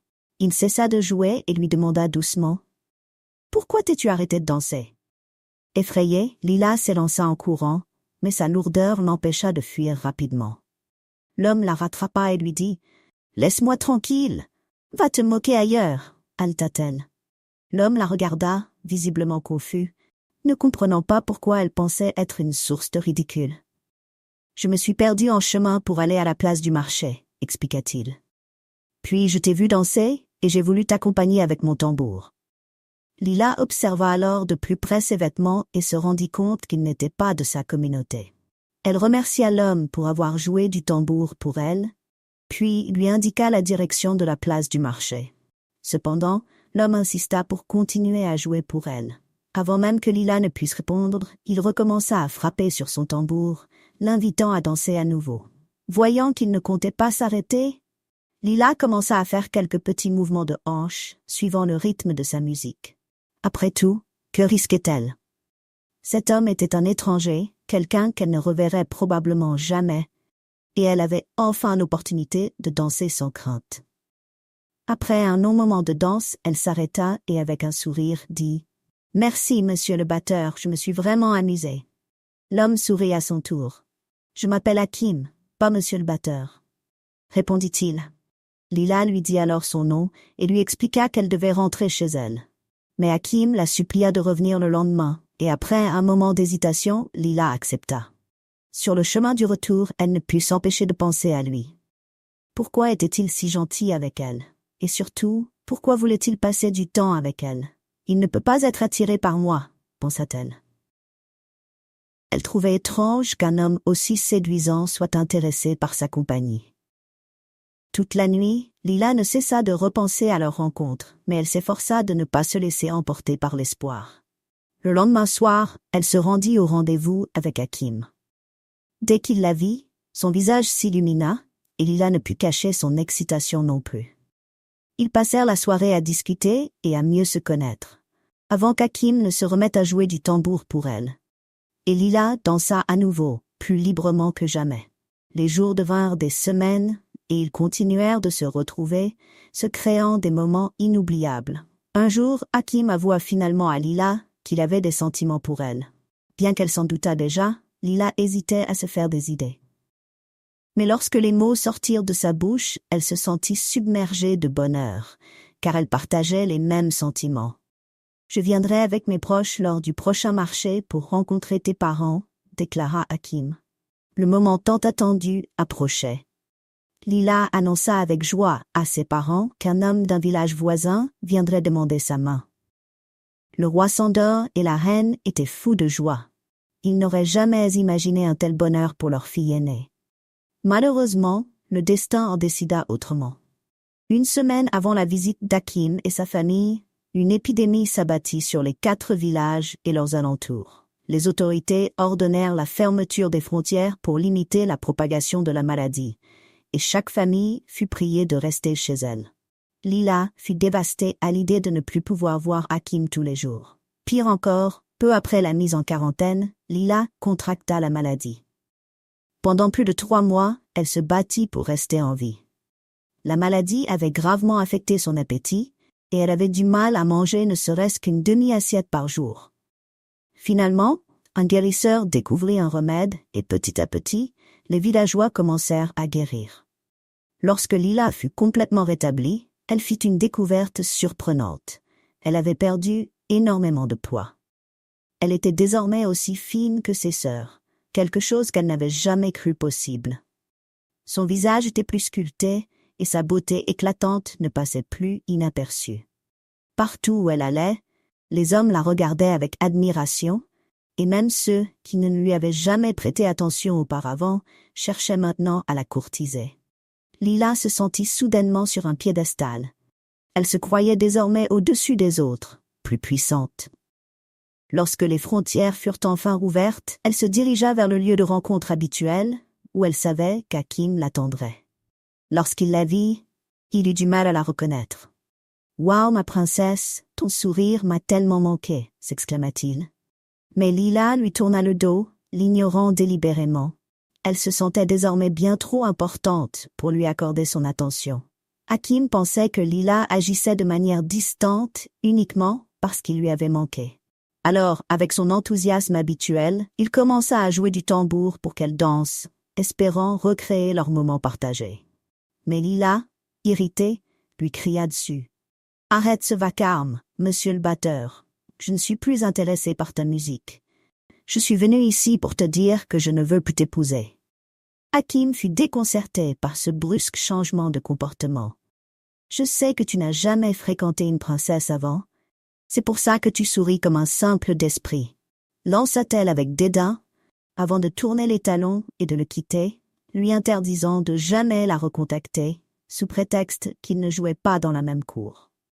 Les semaines passèrent, et Hakim tenta à plusieurs reprises de la joindre, envoyant des messagers pour essayer de la faire changer d'avis.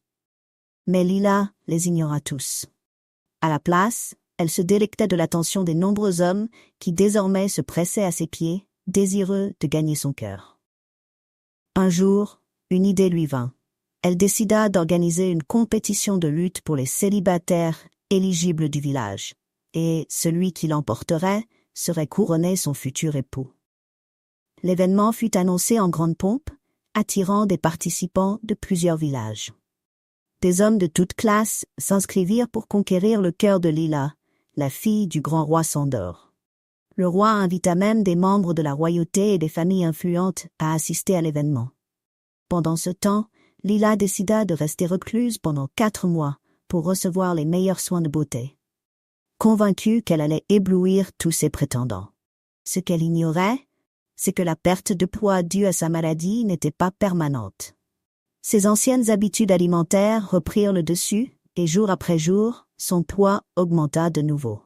Au bout des 4 mois, Lila se retrouva avec le même physique qu'avant la maladie.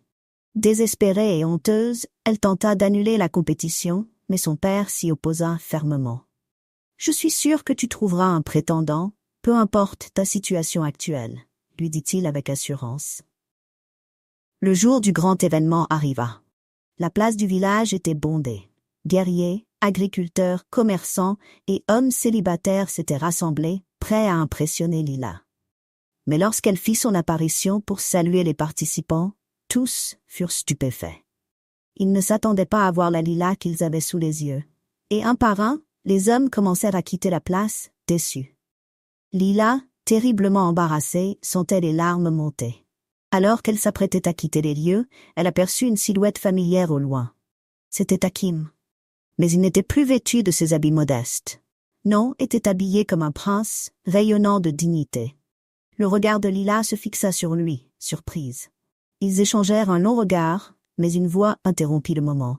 « Mon prince, votre père est prêt à partir. » Lila réalisa alors qu'Hakim était lui-même un prince, membre de la royauté d'un des villages voisins.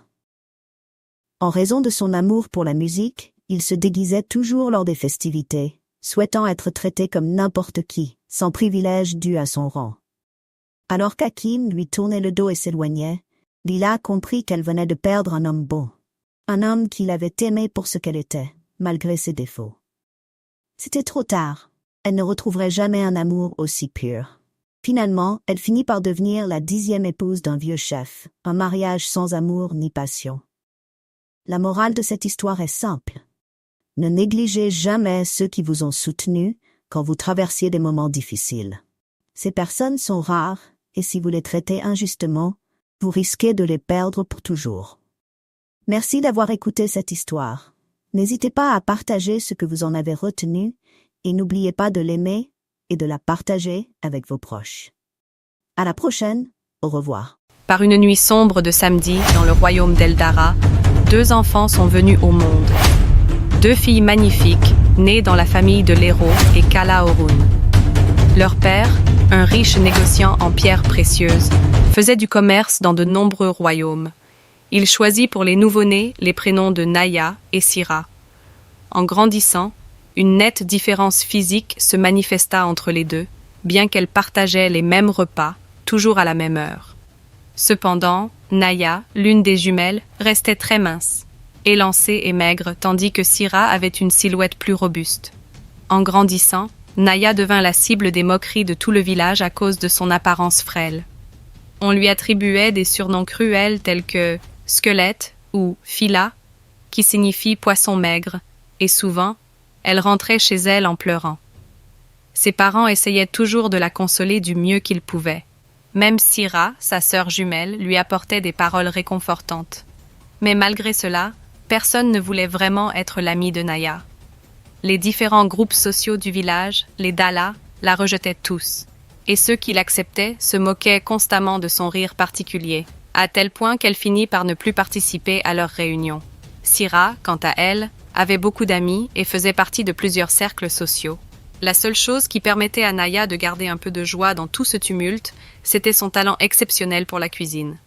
Elle était tellement douée que chaque repas qu'elle préparait devenait un vrai festin, et sa famille terminait toujours en léchant leurs assiettes. Les moments autour de la table étaient une bouffée d'air pour elle, une échappatoire à la cruauté du monde extérieur. Mais chaque fois qu'elle quittait la maison, les villageois n'hésitaient pas à la railler. Ils aimaient particulièrement se moquer d'elle quand elle allait au marché avec sa sœur. Les regards, les murmures, les comparaisons ne manquèrent pas.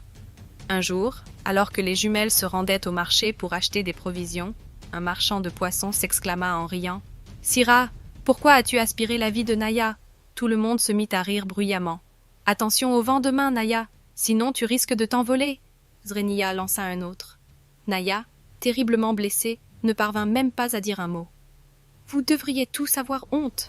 s'écria Sira avec une colère sourde, en réponse aux moqueries incessantes des villageois. « La plupart d'entre vous avaient des enfants, et si ce n'est pas le cas, c'est sûrement parce que vous êtes trop amers pour en avoir. Mais vous avez certainement des frères et sœurs. Pourtant, vous vous comportez comme des idiots. » Naya se sentit submergée de gratitude envers sa sœur jumelle, émue par cette défense acharnée.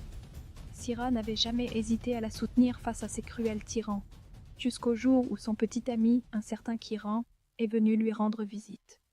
Kiran, fils d'un célèbre producteur de café, était en relation avec Sira depuis 2 ans. Ce jour-là, il lui annonça qu'il ne pouvait plus se marier, car sa famille s'opposait à leur union. « Pourquoi ? Je ne suis pas assez bien pour toi ?» demanda Sira, les larmes aux yeux. « Tu sais bien que tu es parfaite, » répondit Kiran d'une voix triste. « Mais mes parents ont peur que le gène maigre de ta sœur apparaisse chez nos enfants si nous nous marions. » Sira ne pouvait en croire ses oreilles. L'idée que sa sœur ait pu être un obstacle à son bonheur la rendait furieuse. Rapidement, les échos de cette séparation se répandirent dans le village, et Sira fut exclue de plusieurs groupes sociaux à cause de sa défense constante de Naya, sa sœur jugée trop frêle. Le ressentiment grandissait en elle. Elle finit par accuser Naya de tous ses malheurs, décidée à la rendre responsable de son chagrin. Un jour, Naya prépara comme d'habitude un délicieux repas pour la famille, mais Sira, folle de rage, entra en douce dans la cuisine et versa du sable dans la marmite. Lorsque Naya découvrit cela, elle était désemparée. « Pourquoi as-tu fait ça ?» cria-t-elle. « Ferme-la, sorcière maigre !» répliqua Sira avec mépris. La semaine suivante, alors que Naya avait laissé un seau d'eau dans la salle de bain avant de se préparer pour son bain, Sira y versa un produit irritant. Sans se douter de quoi que ce soit, Naya revint se laver, et peu après, son corps tout entier commença à la démanger violemment. Elle se grattait frénétiquement, poussant des cris de douleur. Ses parents durent lui frotter le corps avec de l'huile de palme pour apaiser ses démangeaisons. Pendant ce temps, Sira riait dans son coin, et Naya comprit que sa propre sœur était derrière cette cruauté. Au lieu de défendre Naya, comme autrefois, Sira s'était transformée en bourreau. Chaque fois qu'elles allaient au marché, Sira profitait de l'occasion pour humilier publiquement sa sœur, criant des insultes comme « squelette maigre » devant les villageois. La douleur de Naya était immense, et elle pleurait jour et nuit. Leurs parents, désespérés, grondèrent Sira, tentant de la raisonner. « C'est ta sœur jumelle. Je ne t'ai pas élevée pour agir ainsi », répétait souvent leur mère. Mais rien n'y faisait. Sira ne ressentait aucun remords et continuait de mépriser Naya. « C'est elle qui a ruiné ma vie. Kiran m'a quittée à cause de ce sac d'os », hurla-t-elle un jour, dévorée par la colère. En entendant cela, leur père, fou de rage, gifla Sira si fort que le son résonna dans toute la maison. Chaque jour était un nouvel enfer pour Naya, victime des moqueries incessantes de sa sœur Sira et des villageois. Cependant, un événement majeur se profilait à l'horizon. Le royaume de Veridia et ses 2 voisins, Selan et Borak, se préparaient pour le concours de la belle épouse, un événement qui n'avait lieu qu'une fois tous les 10 ans. Pour cette compétition, chaque royaume devait désigner 3 jeunes femmes parmi les plus talentueuses, compétitives et belles pour les représenter. Les villageois de Veridia commencèrent à évoquer les noms de celles qu'ils souhaitèrent voir représenter leur royaume. À la surprise de beaucoup, certains lancèrent même en riant le nom de Naya. « Nous allons proposer une squelettique pour représenter l'humanité », plaisanta l'un d'eux, déclenchant une nouvelle vague de rires moqueurs. Cette année, le concours se tiendrait dans un autre royaume, car Veridia avait accueilli la dernière édition. Un après-midi, alors que Naya allait chercher de l'eau au ruisseau, elle croisa un homme nommé Taro. Taro était l'un des organisateurs du concours de la belle épouse dans le royaume qui accueillait cette année. Naya, ignorante de son statut, fut surprise par l'expression d'admiration sur son visage.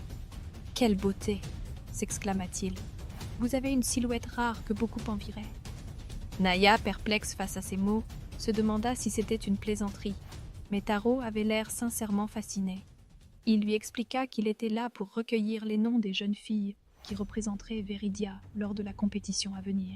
« Je suis certain que votre nom sera sur la liste, car vous semblez tout à fait apte à concourir, ajouta-t-il avec enthousiasme.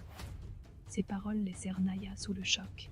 Jamais elle n'avait imaginé qu'elle pourrait être considérée pour quelque chose d'aussi prestigieux. Ce moment marqua un tournant dans sa vie, l'invitant à rêver au-delà des moqueries et des humiliations qu'elle avait subies. Taro, plein de confiance, assura Naya qu'elle avait toutes ses chances. Mais elle lui expliqua que cela ne serait jamais possible, car tout le monde dans le village la méprisait et ne penserait même pas à la recommander pour une telle compétition. En dehors de mes parents, c'est la première fois que quelqu'un fait l'éloge de ma silhouette. Tout le monde m'appelle squelette et d'autres noms encore plus cruels. Taro, choquée par ces mots, la persuada de bien s'habiller et de venir au concours, même si elle ne participait pas. Naya hésita d'abord, mais finit par accepter de se présenter le jour de l'événement. Les royaumes de Veridia et Seland se rendirent au palais du royaume d'Oust, Borak, où le concours allait avoir lieu. Les jumeaux et leurs parents étaient également présents, tous radieux et élégants. Après que les 3 candidates de chaque royaume furent désignées, les organisateurs annoncèrent qu'il y aurait une candidate supplémentaire, choisie par le roi hôte lui-même. Ce privilège permettait au roi d'ajouter une jeune fille parmi les concurrentes. Tout le monde était impatient de découvrir le nom de cette heureuse élue. Lorsque les organisateurs annoncèrent que Naya avait été choisie pour rejoindre les autres candidates, elle fut abasourdie. Les villageois étaient également confus, choqués et pour certains, envieux. Même Syrah, sa sœur jumelle, ne pouvait cacher sa colère. « À quoi bon une maigre comme elle dans ce concours ?» murmura-t-elle pour elle-même irritée. Mais rien ne pouvait stopper le processus. Les parents de Naya étaient remplis de fierté pour leur fille et applaudirent avec enthousiasme, l'encourageant. Naya, toujours sous le choc, hésita un instant à s'avancer sur la scène. Le regard des villageois pesait lourd sur ses épaules, mais en entendant les encouragements de sa famille, elle trouva finalement la force de se présenter. Mais l'encouragement de ses parents la galvanisa, et Naya avança avec assurance, majestueuse et élégante. Elle était vêtue avec un soin particulier, et alors qu'elle rejoignait les 9 autres candidates, le concours débuta. La première épreuve était un concours de cuisine, où chacune des jeunes filles devait préparer un plat traditionnel. Naya, déjà experte en la matière, s'y lança avec enthousiasme. Pour elle, cuisiner était un jeu d'enfant.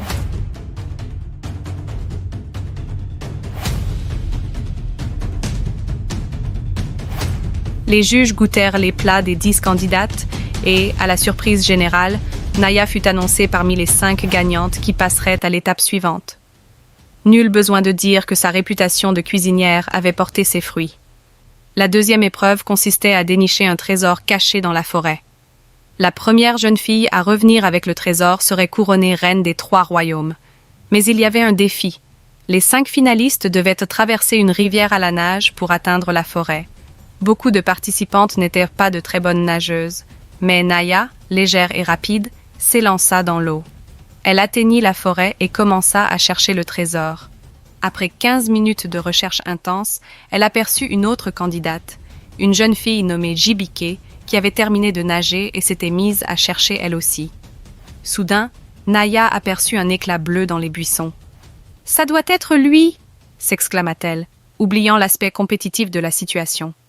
Jibike, ayant entendu l'exclamation, se rua vers elle.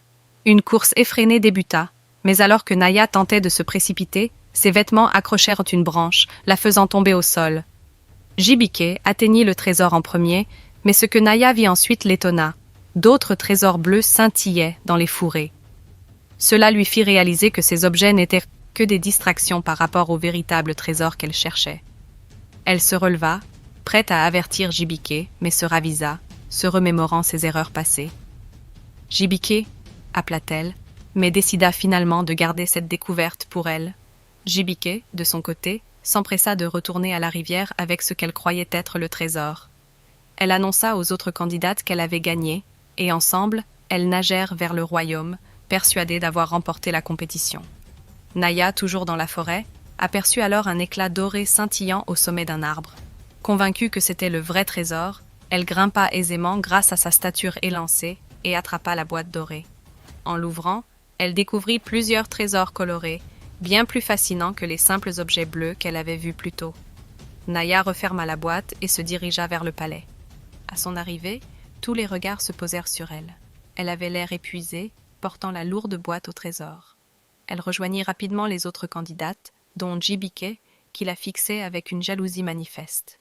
Les organisateurs révélèrent le dessin du trésor que les jeunes filles étaient censées rapporter, à la grande surprise des villageois de Viridia. Naya avait en effet ramené le trésor exact. Elle fut couronnée, célébrée et proclamée reine des 3 royaumes. En plus de cela, elle reçut de nombreux présents, de l'or, des vêtements somptueux et une maison de son choix. Les villageois, choqués, commencèrent à feindre l'affection pour Naya, s'excusant pour le traitement qu'ils lui avaient réservé. Ses parents étaient débordants de joie, tandis que Syrah, sa sœur jumelle, se sentait accablée de honte. Elle ne savait pas quoi dire en rentrant chez elle. Naya se souvenait de toutes les moqueries que Syrah avait subies, mais elle s'était promis de ne jamais laisser cela les séparer. « Pourquoi veux-tu partir, Syrah ?» demanda-t-elle, larmes aux yeux. « Je suis vraiment désolée de t'avoir traitée ainsi. Tu es ma sœur, mais je t'ai traitée comme une étrangère. J'ai préféré plaire aux autres plutôt qu'à toi. » Syrah éclata en sanglots.